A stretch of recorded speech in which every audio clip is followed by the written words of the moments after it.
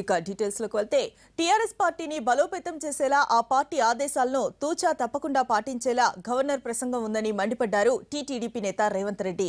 Party ఫిరాయింపులపై Telangana assembly speaker Madhusudhanachari ఏకపక్షంగా నిర్ణయం తీసుకున్నారని అన్నారు. 20 నెలలుగా టీడీపీ నుంచి ఎమ్మెల్యేలు విడతల వారీగా టీఆర్ఎస్ లో చేరగా వారిపై అనర్హత వేటు వేయాలని స్పీకర్ కు ఫిర్యాదు చేశామని అన్నారు. దీనిపై కాలయాపన చేస్తూ చివరకు టీడీఎల్పీని టీఆర్ఎస్ లో విలీనం చేస్తున్నట్లుగా ప్రకటించడం దారుణమని అన్నారు రేవంత్ రెడ్డి.